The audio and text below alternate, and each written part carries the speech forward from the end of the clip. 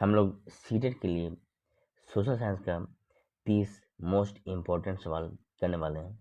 पहला सवाल है, ब्राज़ील में शीतोष्ण कटिबंधीय घास के मैदान को क्या कहते हैं? ऑप्शन है प्रेरी, पम्पास, वेल्ड या स्टेपीज। तो ब्राज़ील में शीतोष्ण कटिबंधीय घास के मैदान को कहते हैं पम्पास। पम्पास सही उत्तर है, ब्राज़ील में पम्पास कहते हैं। अगला सवाल है, भारतीय उपमहाद्वीप में लौटता हुआ मानसून क्या कहलाता है? दक्षिण पश्चिम मानसून, दक्षिण पूर्व मानसून, उत्तर पूर्व मानसून, उत्तर पश्चिम मानसून। तो भारतीय उपमहाद्वीप में लौटता हुआ मानसून कहलाता है उत्तर पूर्व मानसून। उत्तर पूर्व मानसून कहलाता है, ऑप्शन नंबर सी। भारतीय उपमहाद्वीप में लौटता हुआ मानसून क्या कहलाता है? उत्तर पूर्व मानसून। अगला सवाल है, दक्षिण अफ्रीका में शीतोष्ण कटिबंधीय घास के मैदान को क्या कहते हैं? Prairie, Pampas, weld, steppe. दक्षिण अफ्रीका में शीतोष्ण कटिबंधीय घास के मैदान को कहते हैं हम वेल्ड। दक्षिण अफ्रीका में क्या है? वेल्ड है। और ब्राज़ील में क्या था? पम्पास था। अगला सवाल है, लेटेराइट मिट्टी का विस्तार निम्न में से कहाँ पाया जाता है? केरल, मालाबार, मेघालय, उपरोसवी।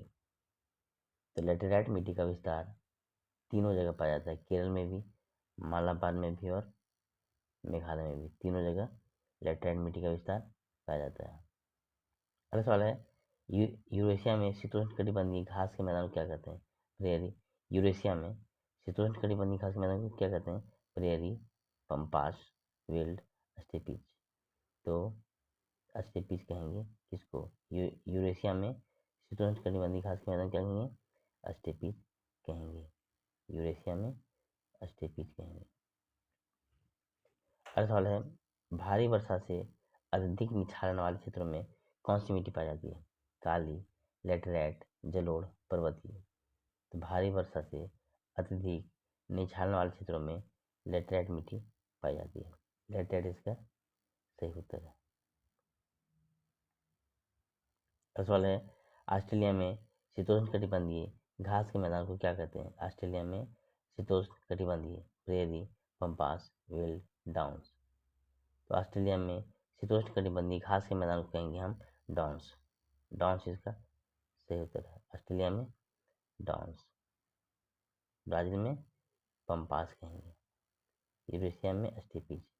अगला सवाल है, निम्न में से भारतीय भूमि पर सर्वाधिक क्षेत्रफल किसका पाया जाता है? उष्णकटिबंधीय वर्षा वन, उष्णकटिबंधीय पर्णपाती वन, पर्वतीय वन या मैंग्रोव वन। तो भारतीय भूमि पर सर्वाधिक क्षेत्रफल पर पाया जाता है उष्णकटिबंधीय पर्णपाती वन। सर्वाधिक क्षेत्रफल पर उष्णकटिबंधीय पर्णपाती वन पाए जाते हैं। अगला सवाल है, निम्नलिखित में से कौन सा ज्वारी वन है? कुंधारी वन, मैंग्रोव वन, उष्णकटिबंधीय वन या उष्णकटिबंधीय वर्षा वन, पर्णपाती या वर्षा वन। तो इसका आंसर हो जाएगा मैंग्रोव वन। मैंग्रोव वन ज्वारी वन का उदाहरण है। अगला सवाल है हमारे पास, भारत में के क्षेत्र में याक पशु मिलता है? सुंदरबन, अरुणाचल प्रदेश, दार्जिलिंग, लद्दाख।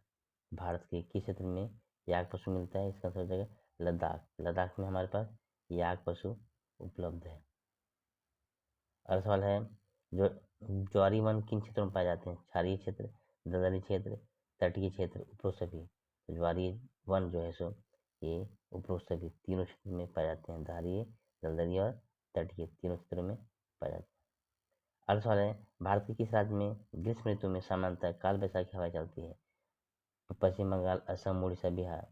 ग्रीष्म ऋतु में काल बैसाखी हवाएं चलती है पश्चिम बंगाल में। ग्रीष्म ऋतु में काल बैसाखी पश्चिम बंगाल में चलती है। अगला सवाल है, किस देश की भारत से लगी अंतर्राष्ट्रीय सीमा की लंबाई अधिकतम है? चीन, बांग्लादेश, अफगानिस्तान, नेपाल। भारत की में कौन सा देश जो है सो सबसे अधिक अंतर्राष्ट्रीय सीमा है किसके साथ? तो ये है बांग्लादेश के साथ। भारत की बांग्लादेश के साथ सबसे ज़्यादा लंबी अंतर्राष्ट्रीय सीमा है। अगला सवाल है, लोकसभा के प्रत्येक सत्र का प्रथम घंटा किससे शुरू होता है? सार्वजनिक काल, विशेषाधिकार काल, शून्यकाल। तो ये शून्यकाल इसका उत्तर है। चौथा ऑप्शन ना भी देखेंगे तो चलेगा। प्रथम घंटा प्रश्नकाल है, प्रश्नकाल है, शून्यकाल नहीं। शून्यकाल 12 से 1 के बीच में होता है। प्रश्नकाल है, प्रथम घंटा प्रश्नकाल है, सॉरी फॉर दैट। प्रश्नकाल है, प्रथम घंटा प्रश्नकाल है। और शून्यकाल कब होता है? 12 से 1 के बीच में। 11 से 12 हमारा प्रश्नकाल होता है और 12 से 1 शून्यकाल, प्रश्नकाल है। क्वेश्चन क्या था? प्रत्येक सत्र का प्रथम घंटा प्रश्नकाल से शुरू होता है, शून्यकाल उसके बाद का काल होता है।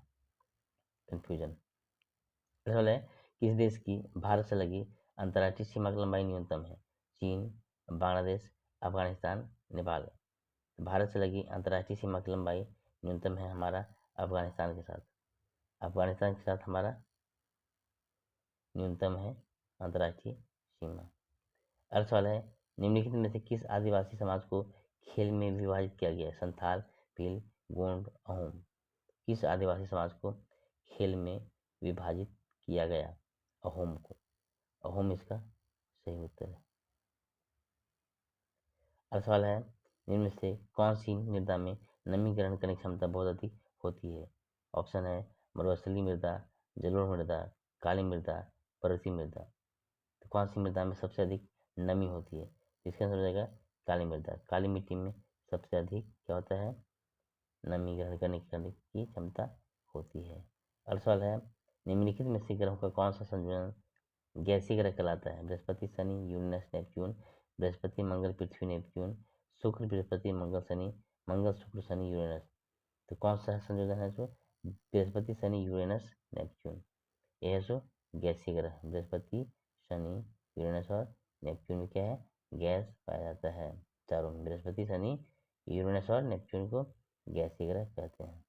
अगला सवाल है, निम्न से किस मृदा को रेगुल मिट्टी के नाम जानते हैं? मरुस्थलीय, जलोढ़, काली मृदा या पर्वतीय मृदा? तो रेगुल मिट्टी के नाम से काली मृदा को ही जानते हैं, रेगुल कहते हैं काली मिट्टी को ही।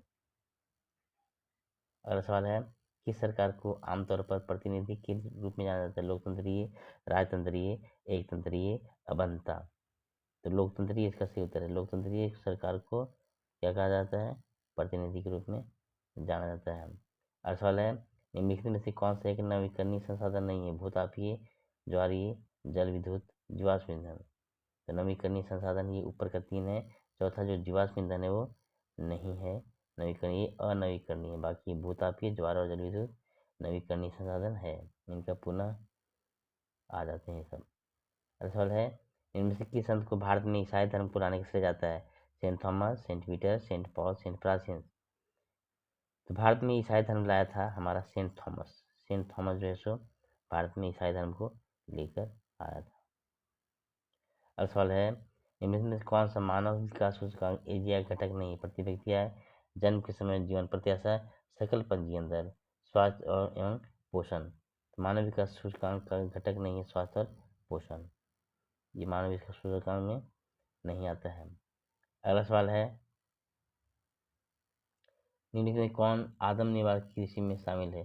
स्थानांतरित कृषि, जलवासी प्रचुरन, उपरोक्त दोनों कोई नहीं। तो आदम निर्वाह कृषि में ये दोनों शामिल है। कौन कौन? स्थानांतरित कृषि और जलवासी पशुचारण, दोनों है सो क्या होता है? आदम निर्वाह कृषि का उदाहरण है। अगला सवाल है, भारत में वित्त आयोग है क्या है? एक स्वायत्त शासी संस्था, एक सलाहकार संस्था, एक संवैधानिक संस्था, एक वैधानिक संस्था। भारत में वित्त आयोग एक संवैधानिक संस्था है। अगला सवाल है मेरे पास, समताप मंडल लगभग कितनी ऊंचाई तक फैला हुआ है? 50 किलोमीटर, 100, 150 या 200। समताप मंडल लगभग फैला हुआ है हमारा 50 किलोमीटर तक फैला हुआ। समताप मंडल 50 किलोमीटर तक फैला हुआ है। अगला सवाल है, लद्दाख में पाए जाने वाले गम्पास हैं बौद्ध विहार, मंदिर, बकरी की प्रजाति किस्म, साउल की किस्म या बौद्ध भिक्षु। तो लद्दाख में पाए जाने वाले जो गम्पास है वो बौद्ध विहार या मंदिर है। अगला सवाल है, वायुमंडल की किस परत में वायुयान उड़ाने की आदर्श स्थिति होती है? मध्यमंडल, क्षोभमंडल, समताप मंडल या वायुमंडल। तो वायुयान समताप मंडल में उड़ेगा। अगला सवाल है, कोलकाता बंदरगाह में स्थित है पर में स्थित है गंगा सागर, बंगाल खाड़ी, हुगली नदी। तो हमारा जो कोलकाता है वो हुगली नदी किनारे है, हुगली नदी पर हमारा बंदरगाह भी है। अगला सवाल है, लक्षद्वीप द्वीप समूह कहाँ स्थित है? हिंद महासागर, अरब सागर, बंगाल की खाड़ी, दक्षिणी चीन सागर।